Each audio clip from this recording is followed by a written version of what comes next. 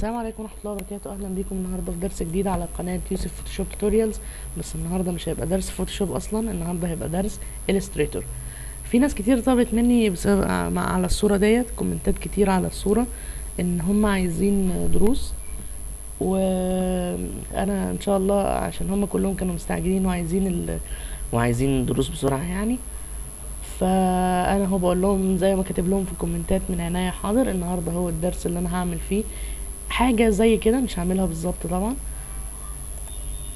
نبتدي طبعا لازم تبقى عارف الإليستريتور من الاول، وان شاء الله انا هتعامل بطريقه مبسطه، مش لدرجه ان مش شغل محترفين يعني. المبتدئ هيعرف يشتغل معايا بالظبط، والمحترف هتبقى سهل عليه برضه الشغل بالطريقه دي. نفتح نيو،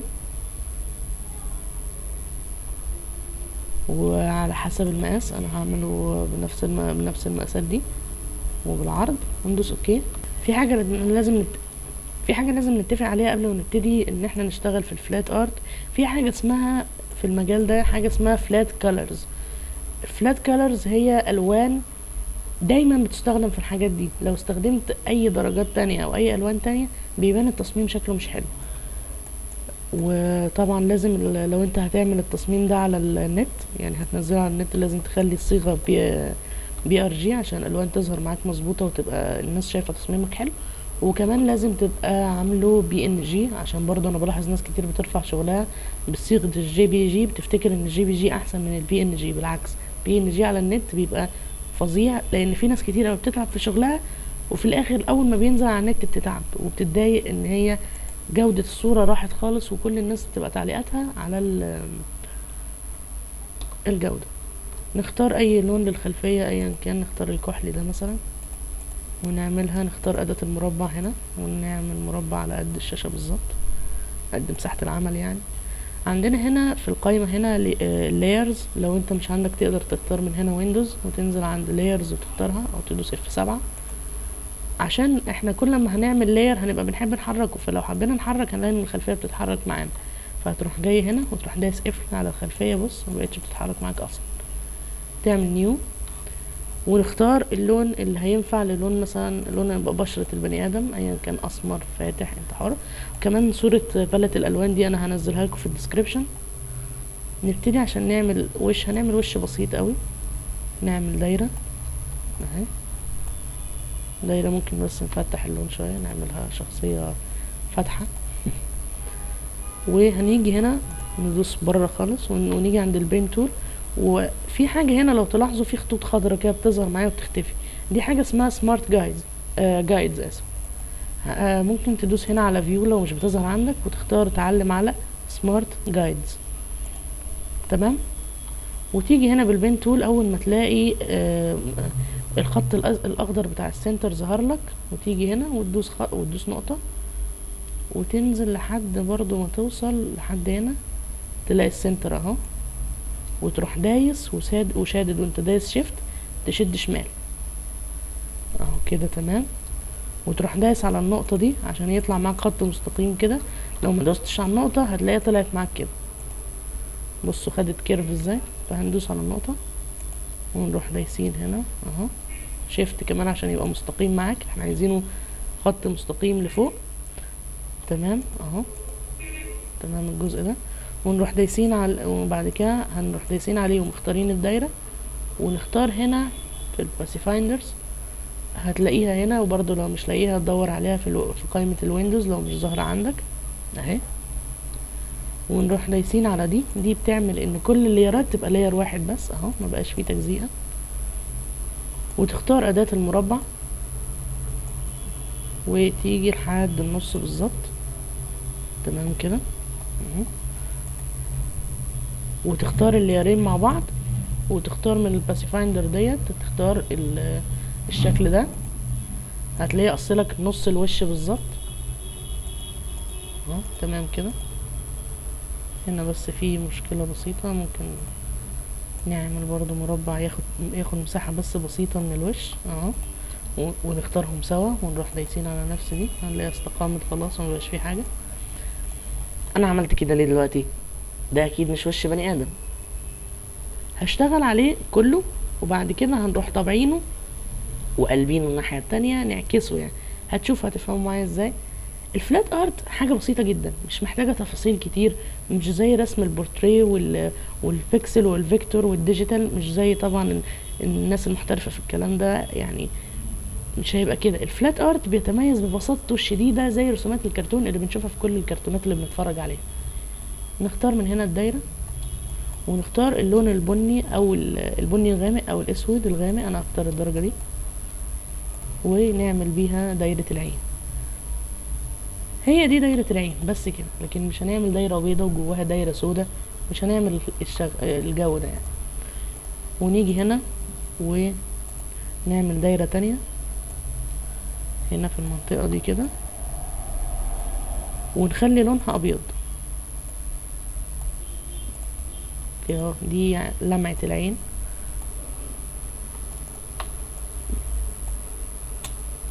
وممكن نعمل لها هنا حاجب، احنا اللي نخترع شكل الحاجب. الا بقى لو انت بترسم شخص معين فلات، انت هتعمل على شكله، فانا هعمل اي شكل وخلاص.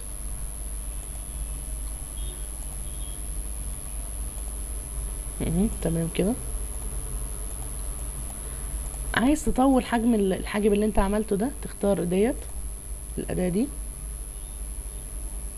دايركت سيلكشن تول، وتختار النقطة دي، تدوس عليها كده دوسة لحد ما تلاقيها هي لونها احمر والباقي مفرغ او لونها ابيض يعني، وتدوس شيفت وتختار النقطة دي وتشدهم سوا، هتلاقيهم بيتمطوا معاك وطولهم بيزيد.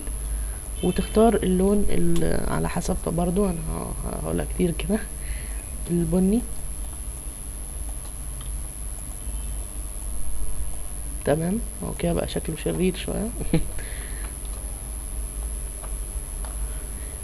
بس احنا عملنا الحاجتين دول. بعد كده هنضم كل دول، هنشد بأداة السلكت ديت اللي سلكشن تول اللي موجودة في كل برامج ادوبي، ونختار كله. وبعدين ندوس كنترول سي عشان نعمل كوبي، وكنترول اف عشان نعمل بيست، وندوس من الكيبورد او نختار الأداة دي وندوس شيفت ونعمل اكننا بنعمل روتيت لحد ما هنلاقي الشكل اتقلب معانا بالعكس كده اهو. ونحطهم جنب بعض كده كده هم عملوا الوش. هنختار بس حتتين الوش دول، الاتنين دول بس، ونختار دي اللي هو بنضمهم كلهم في شكل واحد. ممكن تلاقي دي حصلت معاك ان هو غطت حته، ما تقلقش، هو كده كأنها طلعت فوق الليارات دي. عشان ترجعهم وراهم ممكن تختار من هنا، تدوس كليك يمين وتختار arrange وتختار send to back كده ورا خالص، او ممكن تختصر وتعملها كنترول وحرف الجيم، بس دي هتنقلها لك واحده ورا واحده يعني لاير ورا لاير. ممكن تدوس كنترول دي دال اسف عشان تطلعها لقدام قدام كل الحاجات دي، بس نرجعها لورا. عايزين نعمل المناخير، نختار البين تول ونيجي برضو عند سنتر الوش اللي بيظهره لنا السمارت جايز، ونيجي فوق كده عشان احنا دوسنا نقطة، ونروح جايين هنا شوية مثلا وندوس نقطة، وبعد كده ندوس شيفت ونشد لفوق اهي. تمام كده. ونختار لها عندنا هنا ده اللون اللي هي بتتميلي بيه يعني كده اهو لونها عامل كده.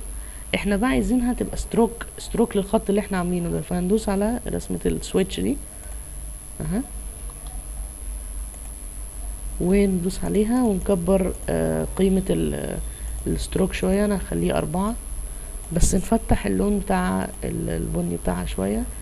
اول ما تختار لون من هنا هتلاقيه ما تحطلكش كستروك، هتلاقيه اتحط اكنه اللون اتملت بيه. برضو دوس على نفس رسمة السويتش دي وخلي درجة الستروك 4. برضو انا عملتها نص بس عشان هعمل لها كوبي تاني بنفس الطريقة اللي انا قلتلكوا عليها، ونلفها بنفس الطريقة برضو. اديها كده عملت مناخير اهو. ممكن نعمل لها يونايت بس كده هنلاقيها عملت، اول ما هندوس اللي بتجمعهم دي هنلاقيها عملت كده. فانت تدوس كنترول زد يعني، وتدوس اوبجكت اكسباند. اول ما تدوس على دي وتدوس اوكي هتحولها لشكل مش خط زي يعني هتحولها لشكل كده اهوت، شكل مصمت مليان باللون ده، مش ستروك لخط. فكده تقدر تعمل يونايت براحتك اهو كده اهو، تلمعوا مع بعض من غير ما يحصل حاجة. عايز تعمل البق مثلا، البق اللي بيضحك زي اللي في الصورة دي اهو، تقدر تعمله بكل سهولة خالص. هتجيب دايرة وتختار اللون الاسود، تعمل الدايرة كده اهو، وبرضه عشان تقطع نصها بس، تاخد نصها بس، تجيب مربع وتعمله كده اهو، تشد لحد ما تلاقيه عمل على النص بالظبط، وتختار الاتنين سوا، وتختار دي اللي بتقطع الجزء اهو، وبعدين تختار تاني اداة المربع وتختار اللون ابيض، وتشد هنا، دي هتبقى السنان، تختار المسافة اللي انت عايزها لطول السنان اهو. بقى عندنا الحتتين دول. طب احنا عايزين الحتة دي بس، الحتة اللي جوه البق بس. في طريقة بسيطة اوي، ممكن تدوس على ديت الاختيار ده كده، قسم لك كل جزء لوحده، يعني الجزء ده بقى لوحده، والجزء ده لوحده، والجزء ده لوحده. هتدوس كليك يمين وتختار ان جروب، تختار هنا، تختار الحته دي اللي انت عايز تشيلها دي، تروح دايس ديليت، ما بقاش فاضل عندك غير دول كده. البق اتعمل كويس. عشان تختارهم سوا كده اهو، وتدوس كنترول جي، فبقوا في جروب واحد. لو عملت ان جروب وجيت شديت واحده، هتلاقي دي اتشدت ودي لا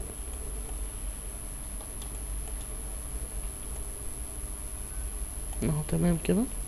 تصغره على حسب بقى حجم الوش. ممكن نشيل الحواجب خالص، ما نخليها شرير كده احسن اهو.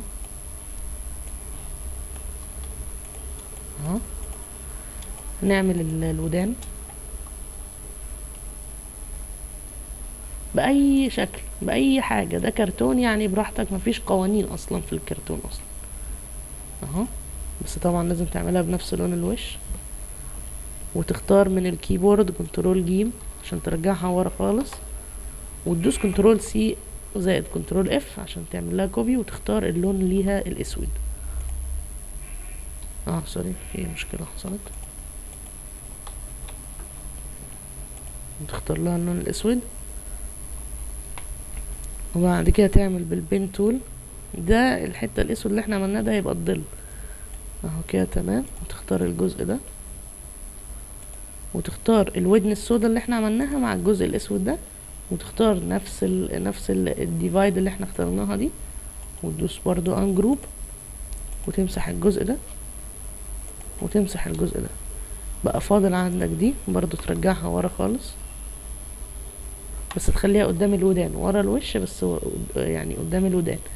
طبعا قلت تطلع لقدام بالكنترول دال، وترجع لورا بالكنترول جيم، وتخلي ديت عشان تبقى ظل، تخلي هنا الاوباسيتي بتاعها 20 مثلا. لو برضو ديت مش عندك هتلاقيها في الويندو، كل حاجة ممكن ما تلاقيهاش عندك هتلاقيها هنا مخفية من الويندو اهو. بقت الودن عندنا موجودة بضلها، نختارها ونعمل لها جروب، كنترول جي سي اف واو، كنترول سي وكنترول اف عشان نعمل لها كوبي، وبعد كده او عشان ننسخ منها واحدة تانية بعكس اتجاه. ادي هو بقى عندنا الودان بتاعته. الخطوة الأخيرة بقى وآخر حاجة خالص في الدرس هي الشعر. الشعر برضو سألني عليه ناس كتير اهو. نجيب البين تول، شكل الشعر شكل حر، انت حر فيه تعمله براحتك، وتبقى مختار اللون الاسود، وتختار من اي جزء هنا، وبعدين اهو بتشد بالبين تول كده.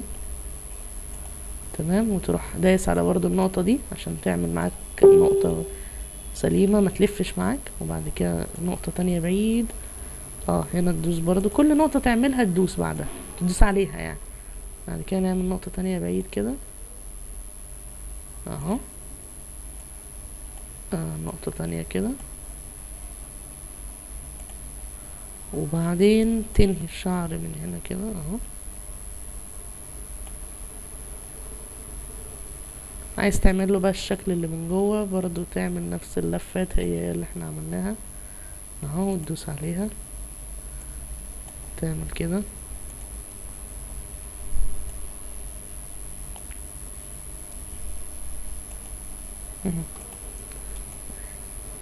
يعني شكل الشعر كده على السريع. ممكن تلاقي جزء ظهر هنا من الراس، تدوس تختار الراس بس، وتدوس كنترول قصدي شيفت اي، او تختار من هنا الاستيكة على طول وتظبط حجمها. هتيجي تمسح تلاقي كل ده اتمسح. لا، انت بتمسح معاك بس الجزء اللي انت الصورة اللي انت محددها. يعني لو مثلا انا محدد الشعر، دوست على الشعر ودوست شيفت اي ومسحت كده، هلاقي الشعر بس هو اللي اتمسح معايا. اتمنى يكون درس النهارده عجبكم. انا طبعا الشرح طول معاكم عشان انا اكني بشرح من الاول خالص اساسيات الالستريتور. ممكن اعمل دروس جايه ان شاء الله وتبقى اسرع من كده. اتمنى يكون الدرس عجبكم واستنوا مني فيديوهات تانية. طبعا انت دلوقتي لما تيجي تعمل الدرس ده مش هتطبقه زي ما هو، انت طبعا هيجيلك افكار تانية وتعمل شخصيات تانية بس بنفس الاساسيات اللي انا وريتها لك دي. اشوفكم في دروس جايه. ما تنسوش تعملوا لي سبسكرايب على القناه، وهبقى احط لكم لينك الصوره ديت على في الديسكريبشن عشان اللي عايز يشوفها بهاي كواليتي. والسلام عليكم ورحمه الله وبركاته.